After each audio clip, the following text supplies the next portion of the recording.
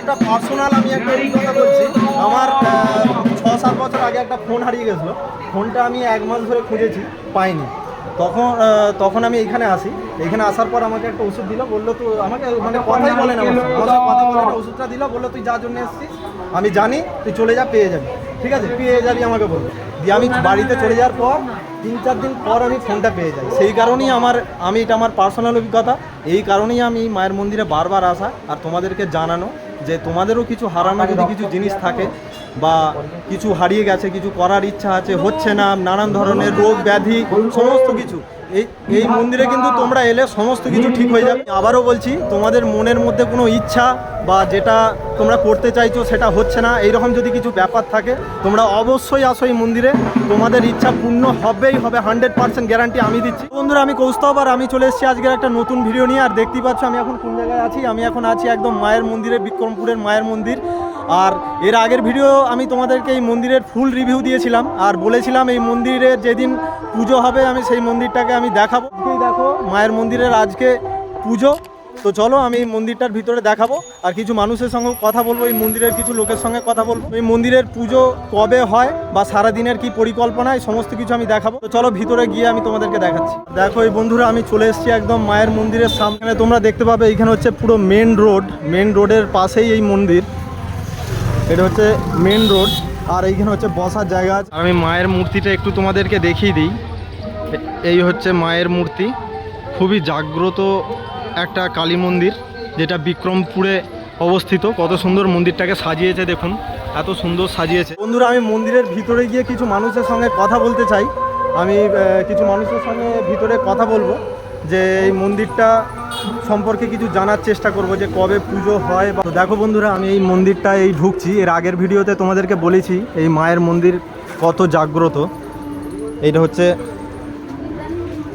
প্রবেশ পথ আর কত সুন্দর মন্দিরটাকে সাজিয়েছে দেখো। এটা হচ্ছে আমি মন্দিরের পিছনের দিকে চলে এসেছি, যেহেতু মন্দিরের ভিতরে এখন পুজো হচ্ছে। দেখতে পাচ্ছ বাঁশ টাঁশ দিয়ে ঘিরে রেখেছে, আমি ওই দিক দিয়ে আসতে পারিনি।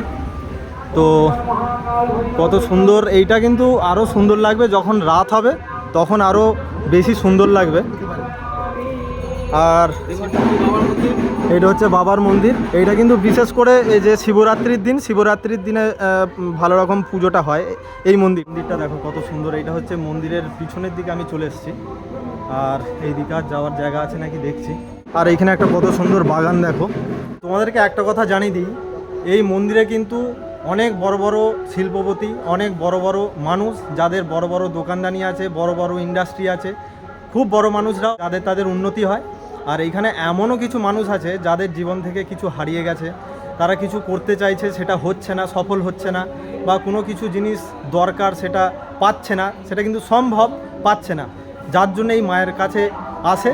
আর এইখানে এলেই কিন্তু তাদের মনস্কামনা পূর্ণ হয়, যে মনে আশা নিয়ে আসে।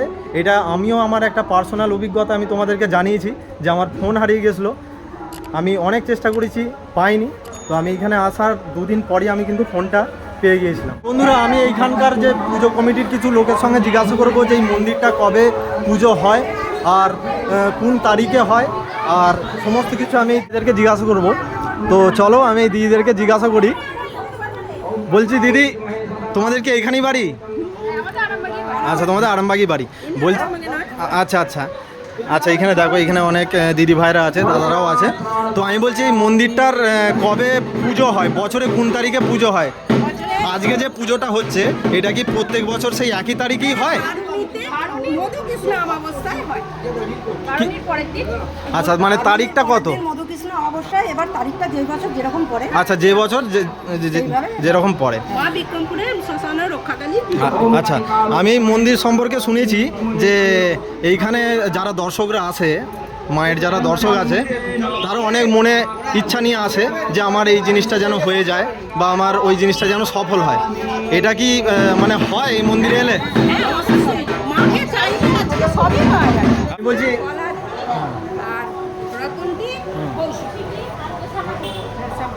আর বলছি এইটা তো আমরা সামনের দিক থেকে দেখতে পাচ্ছি যে মায়ের মন্দির, পিছনে আরেকটা ওই মন্দিরটা কি আলাদা করে পুজো হয়? পয়লা শ্রাবণ হয়, যে বছর যেমন তারিখ করে বাবার বাৎসরিক হয়।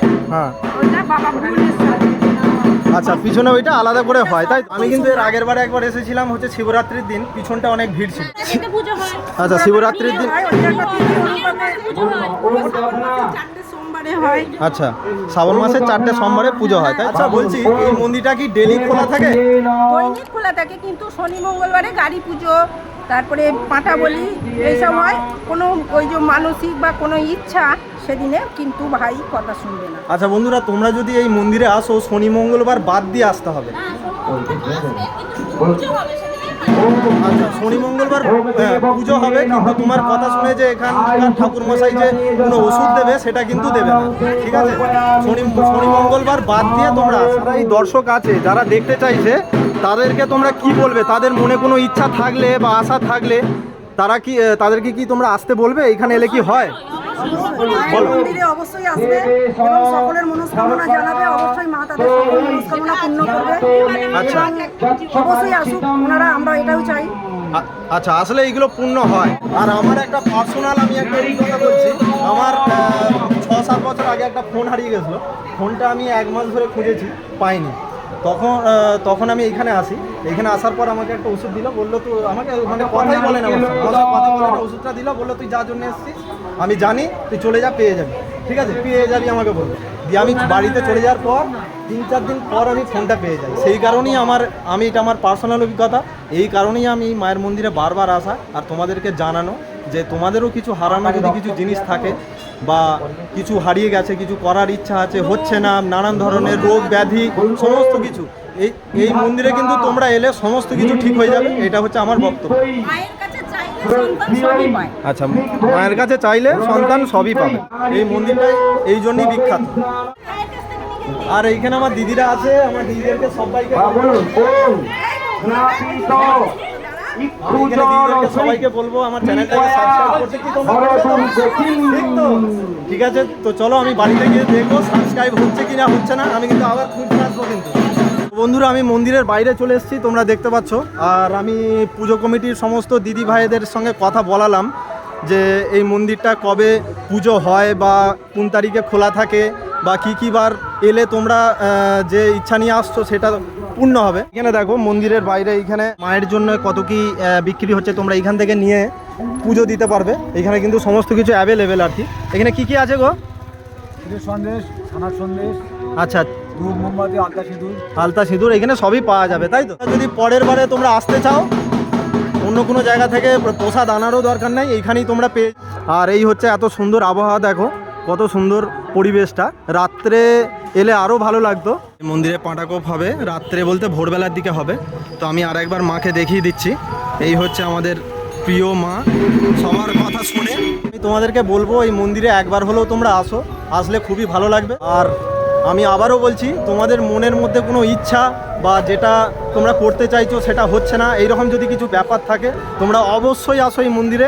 তোমাদের ইচ্ছা পূর্ণ হবেই হবে, 100% গ্যারান্টি আমি দিচ্ছি। আমার এইরকম হয়েছিল, এটা আমার পার্সোনাল অভিজ্ঞতা। তো চলো, আমার ভিডিও আমি এখানেই শেষ করছি। ভিডিও যদি ভালো লেগে থাকে চ্যানেলটাকে সাবস্ক্রাইব করো। আর টাটা।